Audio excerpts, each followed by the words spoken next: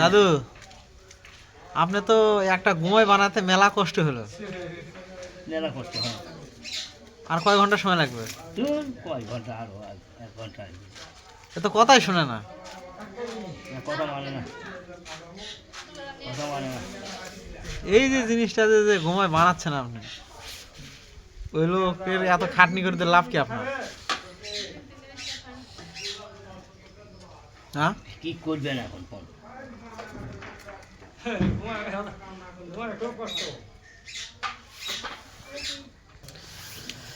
দাদু সকালে ভাত খাইছেন? ভাত খেলাম। ভাত খেলেন? এত সুন্দর করে যে জিনিসটা বানাচ্ছেন, এই জিনিসের হাজিরা তো আপনার হিসাবে 300 টাকা দেওয়া লাগে। হাসেন কে?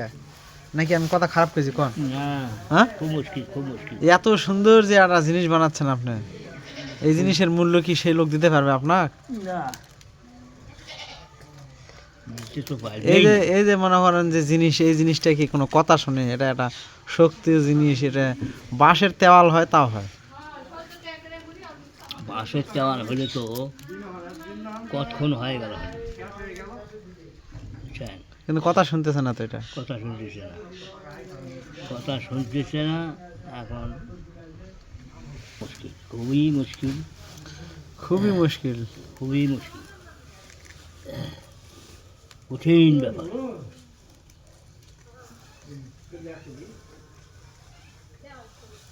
হোক, এখন কষ্ট করে একটা জিনিস বানাচ্ছেন, এটাই কিন্তু তার স্মৃতি হিসেবে থাকবে।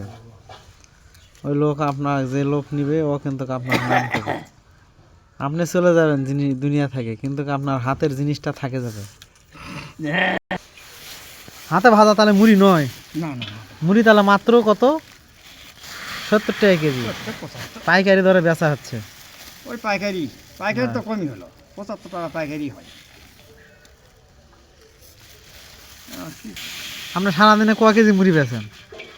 25 কেজি, 30 কেজি। তাতে কি লাভ হয়? ঠিক আছে, হ্যাঁ। বুঝছেন? অবশেষে অর্ধেকটা বানা হলো। হচ্ছে না। অর্ধেকটা বানাইছেন নাকি? এটা পুরাটা চা করে একের মাথা তুটবে, তখন ঘুমে হবে না। বুঝছেন? মিলছে অনেকক্ষণ ধরে চেষ্টা করতেছে, তারপরও বানানো হচ্ছে না। না। বাঁশের হলে তাড়াতাড়ি হলে হলে। পরে চেষ্টা হয়। দাদুর জন্য সবাই দোয়া করবেন।